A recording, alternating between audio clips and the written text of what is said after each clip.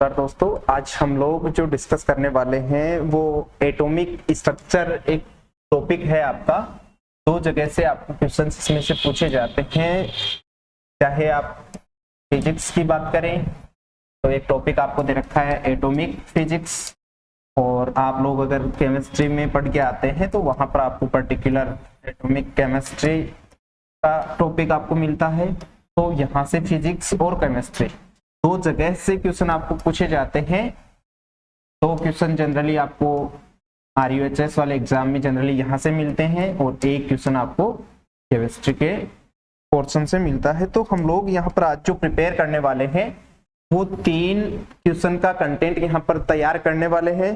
Class हो सकता है थोड़ी लंबी हो जाए, बट हम लोग यहाँ पर 3 क्वेश्चन आज कंप्लीट है वो करके रहेंगे कि हम लोग एटॉमिक फिजिक्स और एटॉमिक केमिस्ट्री दोनों की ही बात करेंगे।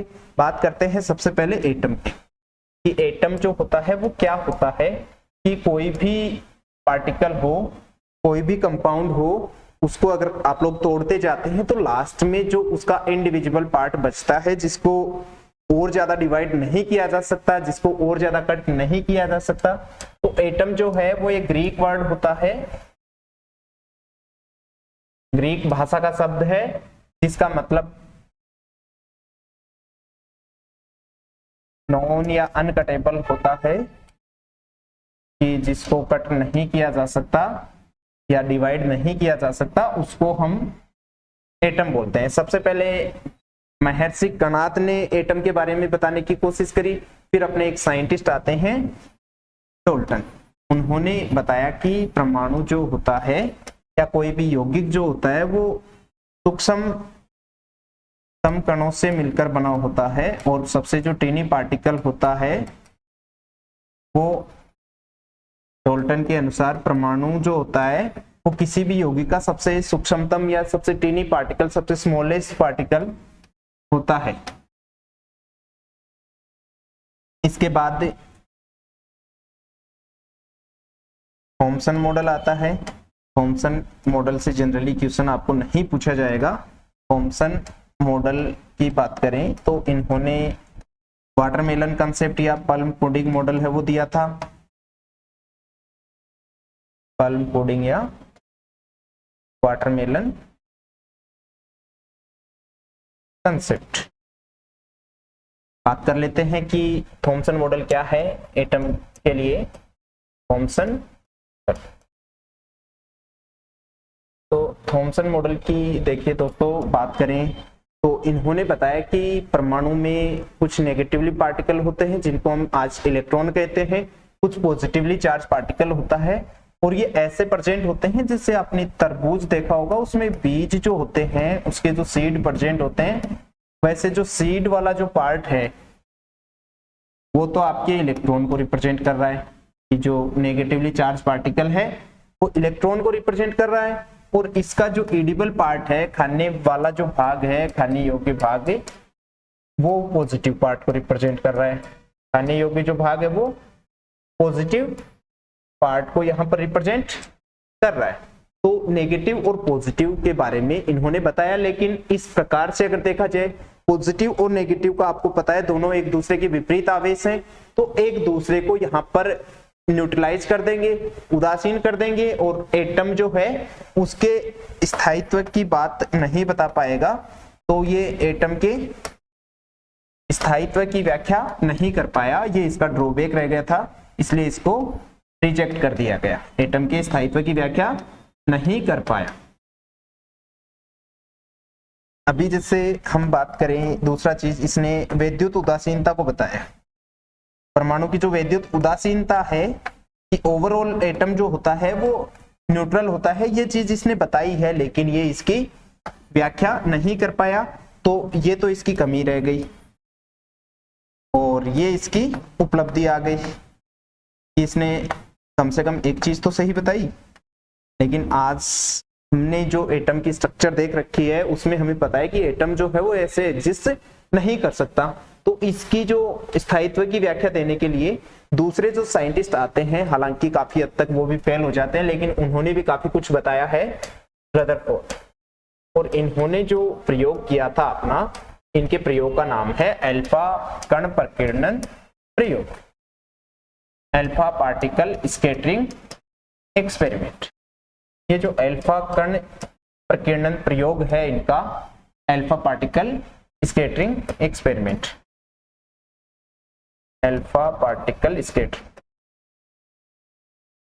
ध्यान आपको एग्जाम ओरिएंटेड सिर्फ इतना रखना है कि इन्होंने क्या क्या अपने ऑब्जर्वेशन और क्या क्या अपने रिजल्ट दिए थे। पढ़ना चाहो तो इसको हम लोग 2 घंटे तक आराम से अल्फा पार्टिकल स्कैटरिंग एक्सपेरिमेंट को ही पढ़ते रहेंगे, लेकिन आपको एग्जाम ओरिएंटेड देखना है। एग्जाम आपका अक्टूबर के फर्स्ट वीक में कभी भी हो सकता है, तो उसके लिए आप लोग प्रिपेयर रहें। तो अल्फा पार्टिकल जो स्कैटरिंग एक्सपेरिमेंट है आपका, इसमें इन्होंने अल्फा पार्टिकल की बॉम्बार्डिंग करवाई थी गोल्ड फॉइल पे। अल्फा पार्टिकल्स जो हैं इनकी बॉम्बार्डिंग करवाई थी गोल्ड फॉइल पे। गोल्ड जो होता है AU गोल्ड फॉइल ली थी और इस पे इन्होंने बॉम्बार्डिंग है वो करवाई, और इन्होंने देखा कि कुछ अल्फा कण सीधे जा रहे थे, कुछ अलग अलग एंगल पर विचलित हो रहे थे।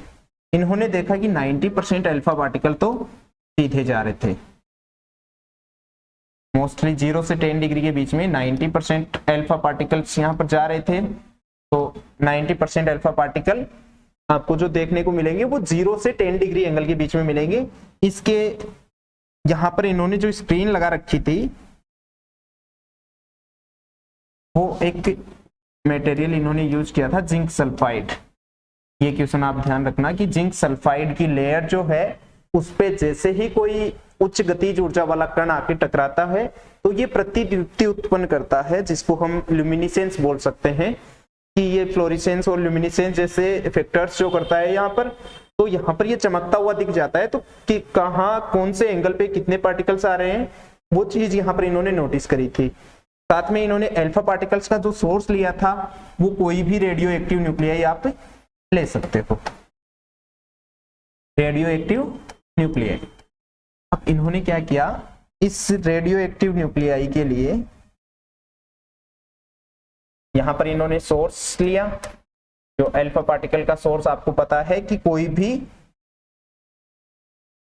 रेडियो एक्टिव एलिमेंट यहां पर आप यूज कर सकते हो। इसको इन्होंने एक बॉक्स के अंदर बंद कर दिया, और ये जो बॉक्स है वो बना हुआ था लेड का। इनको लेड बॉक्स, PB बॉक्स जिसको बोल रहे हैं, लेड बॉक्स में बंद करने का रीजन यही था कि ये अल्फा पार्टिकल एब्जॉर्बर होता है, अल्फा अवशोषक। जो भी अल्फा कण चारों तरफ जा रहे हैं उनको अवशोषित कर लेगा। इसके एक इन्होंने होल रखा, और इस होल से ये अल्फा पार्टिकल्स जो है वो एक स्ट्रेट वाले, एक पर्टिकुलर डायरेक्शन वाले ही निकल रहे थे। तो यहाँ पर फिर भी मान लो गलती से कोई पार्टिकल स्कैटरिंग स्टेज में चले गए, उनको फिर से रोकने के लिए इन्होंने PB बॉक्स दोबारा से अरेंज किया। PB ब्रिक्स अरेंज करी थी इन्होंने, ये PB ब्रिक्स नाम दे देते हैं इनको। तो ये जो PB ब्रिक्स हैं इनका काम है कि अल्फा को स्ट्रेट करना, अल्फा पार्टिकल्स को स्ट्रेट मोशन करवाना, एक स्ट्रेट लाइन में, एक सरल रेखा में गति के लिए। इनका जो मोटिव था सिर्फ इनको सरल रेखा में गति करवाना था कि एक सीधे एक ही दिशा में जाए, ताकि कोई भी रिफ्लेक्शन यहाँ पर पता नहीं लग पाएगा। तो उसके आगे इन्होंने एक पतली सी, काफी पतली साइज, जिसकी साइज की बात करेंगे तो हम 0.001 mm या 10⁻⁻6 मीटर, या फिर अपने 1/1000 पार्ट ऑफ पेपर। आपके पास जो नोटबुक का पेपर है उसका 1/1000वां भाग इतनी पतली शीट इन्होंने ली थी, जो गोल्ड की ली थी। गोल्ड ही लेने की वजह इनकी ये थी कि गोल्ड जो होता है वो एक अच्छी धातु होती है, और इसमें धातुओं के गुण अच्छे पाए जाते हैं।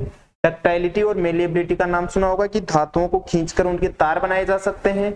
और आघात वर्धनीयता का मतलब होता है कि इनको पीट पीट कर इनकी पतली चद्दर या सीट है वो बनाई जा सकती है। तो गोल्ड आपने यहाँ पर इसको लिया है।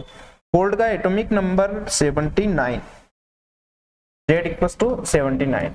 NCERT में हो सकता है या RBSC बोर्ड की बुक में एक जगह ये डेटा गलत दे रखा है, वो चेंज कर लेना आप लोग।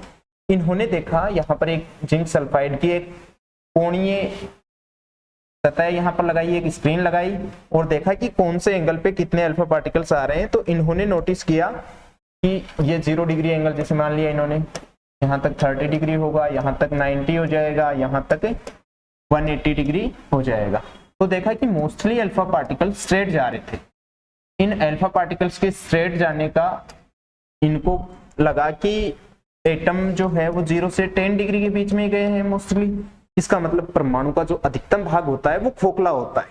परमाणु में सिर्फ कक्षाएं होती हैं और अंदर एक नाभिक होता है जो काफी ज्यादा कंडेंस यहाँ पर देखने को मिलेगा। इन्होंने नोटिस किया कि कुछ अल्फा कण अलग अलग एंगल पे भी जा रहे थे, कुछ अल्फा कण अलग अलग एंगल पे भी जा रहे थे। एक ऐसा था जो वापस अपने ओरिजिन की तरफ आ रहा था। इसका एक रिजल्ट भी हम लोग अभी चेक करेंगे।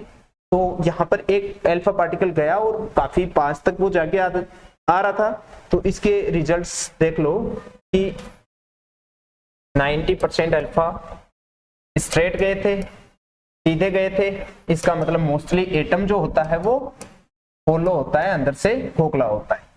कुछ एक पार्टिकल 10% जो है वो स्कैटर हुए थे, स्कैटर एट डिफरेंट एंगल। ये अलग अलग एंगल पे डिफ्लेक्ट हो रहे थे। यहाँ पर इनके नंबर ऑफ पार्टिकल्स की बात करें तो वो 1/sin⁴ θ/2। कई बार आपको पूछ लेता है कि कितने अल्फा पार्टिकल 60 डिग्री पे जाएंगे। जब 90 पे जाने वालों की संख्या इतनी है तो आपको sin⁴ θ/2 पहले थीटा को हाफ करना है, फिर जो भी वैल्यू आ रही है साइन एंगल की उसका पावर 4 आपको करके चेक कर लेना है। तो यहाँ पर आप नंबर ऑफ अल्फा पार्टिकल्स की, जनरली नीट के नीचे लेवल पे इस क्वेश्चन को नहीं डिस्कस किया जाता। नीट और जेईई में जनरली ऐसा क्वेश्चन पूछा जाता है।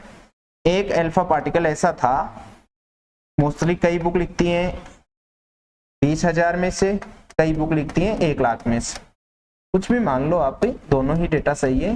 20 लाख 20,000 में भी हो सकता है, 10,000 में भी ऐसा हो सकता है। एक पार्टिकल जाएगा और वो 180 डिग्री पे रोटेट होके आ जाएगा। तो इसका मतलब यहाँ पर कंफर्म हम कह सकते हैं कि परमाणु का जो केंद्रीय भाग होता है वो सघन होता है और पॉजिटिवली चार्ज होता है। केंद्रीय भाग सघन और धनावेशित होता है। और यही रिजल्ट आपको श्योरिटी से ये बताता है कि परमाणु का जो केंद्रीय भाग होता है, परमाणु का केंद्रीय भाग वो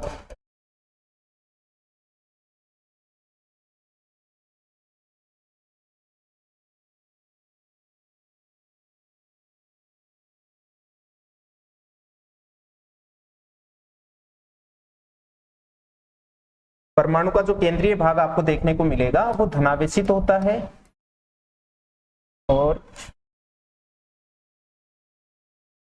पॉजिटिवली चार्ज होता है, काफी ज्यादा सघन कंडेंस ये होता है। तो और यहीं से जो इसी रिजल्ट से आप लोगों के पास से नाभिक की खोज है वो हुई थी। रदरफोर्ड ने ही नाभिक की खोज करी थी और साथ में प्रोटॉन की खोज भी यहीं से हुई थी। प्रोटॉन की खोज, एक हम लोग रदरफोर्ड का निकटतम पहुंच की दूरी, क्लोजेस्ट अप्रोच इसको बोल रहे हैं, क्लोजेस्ट अप्रोच। ये वाला डेटा हम चेक कर लेते हैं एक बार। क्लोजेस्ट अप्रोच का मतलब है निकटतम पहुंच की दूरी, निकटतम पहुंच की दूरी। तो निकटतम पहुंच की दूरी, जिस डिस्टेंस को हम डी से रिप्रेजेंट करेंगे वो आपको फाइंड आउट करनी है। देखो एक बार, यहाँ पर आपके पास गोल्ड फॉइल है जिसका Z = 79 है। इसका न्यूक्लियस यहाँ पर प्रेजेंट है। अल्फा पार्टिकल की हम बात कर रहे हैं कि एक अल्फा पार्टिकल यहाँ से आ रहा था दौड़ते हुए, लेकिन यहाँ पर आके वो धीरे होता है और वापस घूमकर अपने पाथ पे चला जाता है।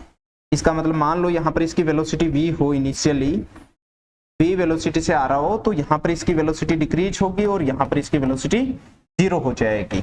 बाद में ये इससे मान लो d डिस्टेंस पे है, तो उस टाइम पे इसकी जो काइनेटिक एनर्जी है, यहाँ पर वेलोसिटी 0 है तो काइनेटिक एनर्जी आपको 0 मिलेगी। इनिशियली आप इसकी काइनेटिक एनर्जी की बात करोगे तो आपको half M alpha B alpha का स्क्वायर ये वाली काइनेटिक एनर्जी मिलेगी। लेकिन यहाँ पर किसी का भी फील्ड नहीं बन रहा तो यहाँ पर पोटेंशियल एनर्जी 0 होती है। कोई भी विद्युत क्षेत्र या चुंबकीय क्षेत्र ऐसा कोई क्षेत्र नहीं है फोर्स का, तो वहां पर ये 0 है। लेकिन यहाँ पर पोटेंशियल एनर्जी 2 चार्जेस का क्षेत्र आ जाएगा कि यहाँ पर 2e चार्ज आया है और यहाँ पर ZE चार्ज है। दोनों चार्ज जब d डिस्टेंस पे होते हैं तो पोटेंशियल होती है आपकी K Q1 Q2 upon R। तो टोटल एनर्जी कंजर्वेशन यहाँ पर हमें अप्लाई करना पड़ेगा। यांत्रिक ऊर्जा संरक्षण का नियम आपको लगाना पड़ेगा। यांत्रिक ऊर्जा संरक्षण, यांत्रिक ऊर्जा संरक्षण आपका कहता है कि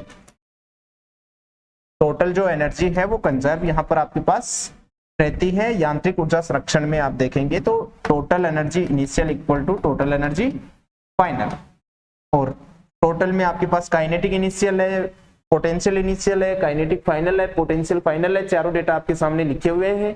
तो जब आप काइनेटिक एनर्जी और ये पोटेंशियल एनर्जी को इनिशियली ले रहे हैं और यहाँ की काइनेटिक एनर्जी तो 0 हो जाएगी और यहाँ की potential energy K Q1 Q2 upon R हो जाएगी। दोनों का डेटा यहाँ पर पुट करते हैं तो ये रिजल्ट आता है आपका half M alpha B alpha का square equal to K ZE into 2E upon distance. तो यहाँ से आपको डिस्टेंस का डेटा है वो फाइंड आउट कर लेना है। इस फॉर्मूले को रीअरेंज करके लिखोगे आप, d को यहाँ पर लेके आओगे तो ये जो फॉर्मूला आपका बचेगा d equals to K Q1 Q2 upon distance की जगह half M alpha B alpha का स्क्वायर। ये है आपकी क्लोजेस्ट अप्रोच की डिस्टेंस।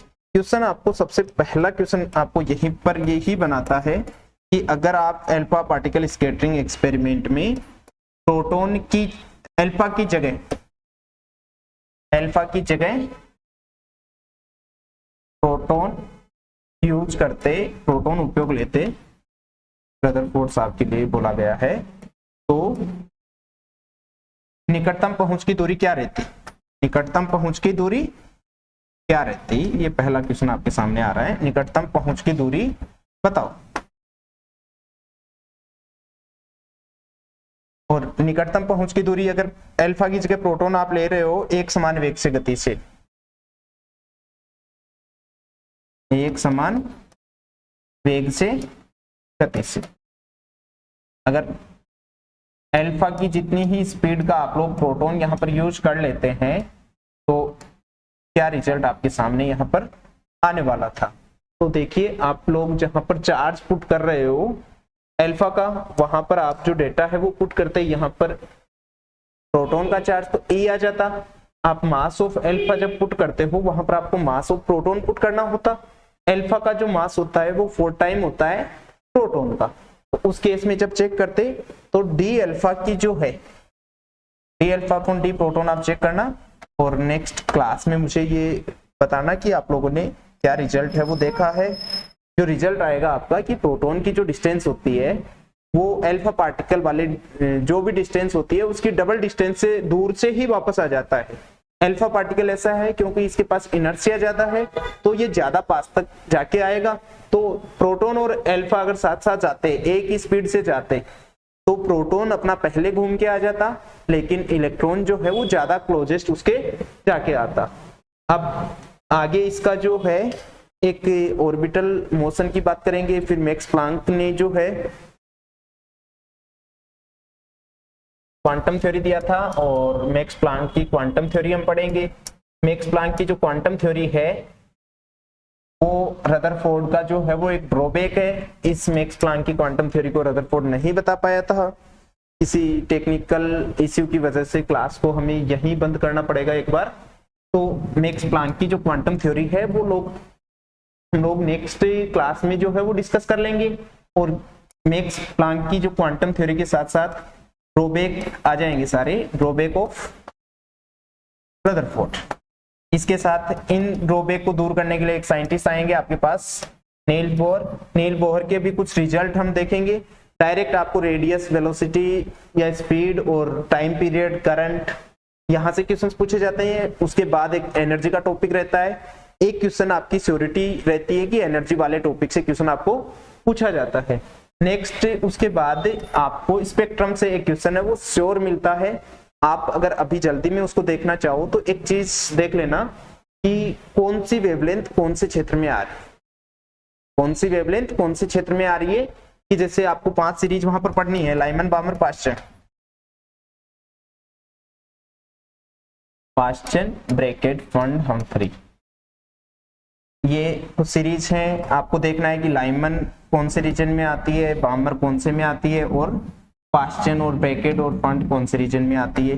ये आपका दृश्य क्षेत्र में मिलती है। एक क्वेश्चन इसी लैंग्वेज में पूछा जाता है कि आपके अल्ट्रावायलेट रीजन में मिलती है, और बाकी की जो भी है वो कि आपके इंफ्रारेड अवरक्त क्षेत्र में मिलती है। ये पराबैंगनी, पराबैंगनी और ये अवरक्त। नेक्स्ट क्लास जो है वो आपको जल्दी ही मिलेगी, वो आगे हम डिस्कस करेंगे। दोस्तों के साथ शेयर करते रहिएगा। ओके, थैंक यू दोस्तों।